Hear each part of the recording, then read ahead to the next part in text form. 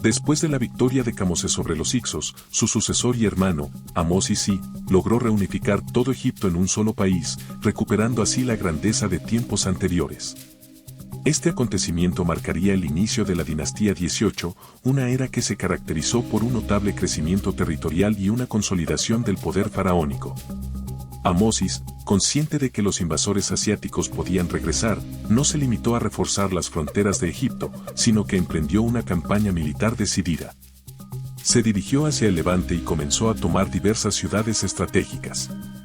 Una de las primeras en caer fue Sarún, ubicada en la actual Gaza, y desde allí continuó su avance hacia Canaán y Siria.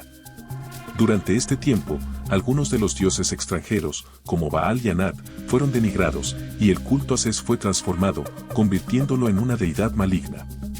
Esto se debió a que Ses había sido adoptado por los Hicsos como uno de sus dioses, dado que era una deidad tradicional del delta, y los tebanos del sur prefirieron demonizarlo para así elevar a su propio dios, Amón.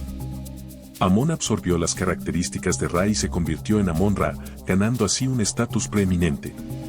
Antes de comenzar, no olvides suscribirte, darle like y activar la campanita y quédate hasta el final del video para descubrir más sobre el antiguo Egipto. A partir de este momento, la clase sacerdotal que adoraba a Amón comenzó a adquirir cada vez más importancia y poder, lo que se evidenció en la arquitectura monumental que se levantaba en su honor. Los sucesores de Amosis, como Amenofis y Tutmosis I, expandieron las fronteras de Egipto como nunca antes se había hecho, alcanzando territorios que se extendían hasta el Éufrates, lo que llevó a Tutmosis I a entrar en contacto con una Babilonia en declive. Dada la cooperación de los nubios con los Hicsos, Tutmosis I decidió tomar su capital, Kerma. Capturó a muchos nubios y los llevó a Egipto para asimilar su cultura, educándolos junto a los hijos del faraón. Estos nubios fueron vestidos con ropas egipcias y se les dieron nombres egipcios. Una vez adoctrinados, fueron devueltos a Nubia para ocupar cargos de poder, lo que representaba una forma de control y dominación cultural. Karnak, una ciudad situada frente a la capital, Tebas, actual Luxor, se convirtió en la necrópolis oficial del nuevo imperio bajo el reinado de Tutmosis I. Este faraón también fundó el famoso Valle de los Reyes, que serviría de tumba para más de 60 faraones posteriores.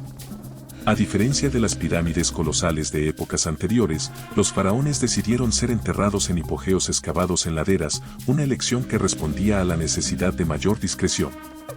Para realizar esta tarea, se emplearon trabajadores que vivían en poblados como Deir el-Medina, conocido por la buena conservación de sus restos. Allí, los trabajadores, agrupados en comunidades, dedicaban su tiempo libre a construir pequeñas pirámides de barro cocido para sus propios entierros, lo que refleja la cultura funeraria de la época. A la muerte de Tutmosis I, la heredera más apta para ocupar el trono era su hija Hatshepsut, dado que todos sus hermanos varones habían fallecido. El hecho de ser niña en esa época era, en muchos casos, sinónimo de muerte. Su padre deseaba que ella reinara, pero una conjura palaciega liderada por el poderoso Chati-Ineni logró colocar en el trono a Tutmosis II, nacido de una esposa secundaria. A pesar de esto, Hatshepsut se convirtió en su gran esposa real a una edad temprana, apenas con 12 años. Aunque su orgullo se vio herido, esta mujer no se dejó avasallar. La futura faraona comenzó a rodearse de aliados en su causa, especialmente entre el clero de Amón, a quienes construyó templos en Karnak, incluyendo obeliscos gigantescos y la famosa Capilla Roja. La muerte de Tutmosis II, que no duró mucho en el trono y de la cual las causas no están del todo claras, abrió nuevamente la crisis sucesoria. El Chati-Ineni, más leal al clero de Osiris, propuso a Tutmosis III, hijo de una simple concubina. Hatshepsut asumió la regencia, marginando a Ineni y elevando a sus seguidores a altos cargos de poder. Durante un tiempo, Tutmosis III y su tía madrastra reinaron conjuntamente, aunque era Hatshepsut quien realmente controlaba el poder. Bajo su gobierno, Egipto experimentó uno de los reinados más prósperos de su historia. Entre los legados de esta época destaca el templo de Hatshepsut en Deir el-Bahari, cerca de Tebas, diseñado por los mejores arquitectos de la época. Este templo, repleto de columnas y vegetación, tardó más de 15 años en ser completado. Además, Hatshepsut mandó construir numerosos obeliscos en su honor como parte de su estrategia para legitimar su trono. Se especula que la faraona tuvo un amorío con su arquitecto favorito, Senenmut, y que su única hija, Neferura, pudo ser fruto de esta relación. Hatshepsut esperaba establecer una nueva dinastía de faraonas, pero la muerte de ambos, en un corto periodo, llevó a Hatshepsut a retirarse del cargo, dejando el camino libre para que Tutmosis III, cada vez más ansioso por el poder, asumiera el control total. Si has llegado hasta aquí es porque te gusta el video. No olvides dejar tu like, suscribirte y activar la campanita. Me encantaría que comentaras qué te ha parecido este video hasta ahora. Continúa para saber más. Tutmosis III enfrentó una época complicada en términos de política exterior, con el reino hurrita de Mitanni en su apogeo y una confederación de estados sirios que habían dejado de pagar tributos a Egipto. Esto culminó en la batalla de Megiddo, en Canaán, donde los egipcios llevaron a cabo un ataque sorpresa contra el príncipe de Cadés después de atravesar un angosto desfiladero. Tras su victoria, como era costumbre, capturaron a los hijos de los reyes derrotados y los educaron en la corte egipcia para luego devolverlos a sus hogares. Durante su reinado, Egipto alcanzó su máxima expansión territorial, convirtiéndose en una de las potencias más influyentes de la época. En este contexto, se celebraba anualmente una gran festividad conocida como la fiesta de Opet, que ocurría cuando el Nilo alcanzaba su nivel máximo. Durante esta celebración, se realizaba una procesión con la estatua de Amón desde el templo de Amón de Karnak hasta el de Tebas, una distancia de aproximadamente 3 kilómetros, que se podía recorrer a pie a través de la Avenida de las Esfinges o por el río. La fiesta duraba entre 12 y 27 días, y dado que los campesinos no podían trabajar debido a la falta de siembra, se llevaban a cabo bailes y otros eventos festivos que animaban la vida social. Durante el reinado de Amenofis II, Egipto continuó enfrentándose a guerras con Mitanni y los hititas, reinos que competían por el control del Levante. Bajo el reinado de Tutmosis IV, parece que se dio inicio a un periodo de paz y alianzas, las cuales se cimentaron a través de matrimonios concertados con estos reinos, e incluso con Babilonia. Este monarca construyó numerosos templos, especialmente dedicados al culto solar de Ra, con la intención de contrarrestar el monopolio que los sacerdotes de Amón habían acumulado en la capital de Tebas desde la época de Hatshepsut.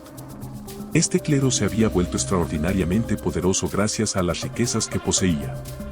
Amenofis III, conocido como el monarca más rico de su tiempo, fue una figura central en esta época, que se considera la más próspera en la historia de Egipto. Su reinado de 40 años estuvo marcado por un esplendor notable, donde se destaca la influencia de su esposa, la reina Taii, quien se cree que gobernaba en gran parte mientras él se dedicaba a disfrutar de placeres como pasear por el lago de Malcata, donde construyó un palacio, o ir de cacería a matar leones. Entre sus construcciones más famosas se encuentran el templo de Luxor y los colosos de Memnon, monumentos que buscaban demostrar su divinidad en la tierra. Sin embargo, hacia el final de su reinado, Amenofis III introdujo un nuevo culto solar al dios Atón, como oposición al monopolio del clero de Amón. Esta decisión sembró las semillas de tensiones internas que se intensificarían con su sucesor, Amenofis IV, mejor conocido como Akenatón. Cuando Akenatón asumió el poder, implementó cambios radicales. En primer lugar, cambió su nombre a Akenatón, que significa servidor de Atón. Finalmente proclamó a este dios como el único digno de adoración, relegando y persiguiendo el culto a otros dioses como Amón. Este cambio radical en la religión fue acompañado de una serie de reformas culturales y artísticas que buscaban un estilo más realista, dejando de lado el idealismo que había caracterizado a las representaciones artísticas hasta entonces. Akenatón trasladó la capital a Aketatón, actual Amarná, donde se construyó un nuevo templo dedicado a Atón. Sin embargo, esta revolución religiosa no fue bien recibida por la sociedad egipcia, que había estado acostumbrada a un panteón rico en deidades. La resistencia al cambio fue palpable, y la influencia del clero de Amón continuó siendo fuerte. Tras la muerte de Akenatón, su sucesor fue Tutankamón, quien fue elevado al trono en medio de la inestabilidad política. Durante su corta vida y reinado, restauró el culto a Amón y reubicó la capital nuevamente en Tebas. La vida de Tutankamón estuvo marcada por la tragedia, ya que murió a una edad temprana, dejando un legado de intriga en torno a su figura. Su tumba, descubierta casi intacta en 1922 por el arqueólogo Howard Carter, reveló un tesoro que atrajo la atención mundial. Esta tumba fue una de las pocas que no había sido saqueada, lo que contribuyó a la leyenda de la maldición de Tutankamón, que supuestamente cayó sobre aquellos que perturbaran su descanso. La muerte de Tutankamón dejó una vez más a Egipto en un estado de crisis. El Chatiay se convirtió en su sucesor y, tras su reinado, llegó Horemheb. Horemheb trabajó incansablemente para restaurar la estabilidad en Egipto, buscando eliminar cualquier vestigio de la era de Akenatón, quien había desafiado el equilibrio del poder y las tradiciones egipcias.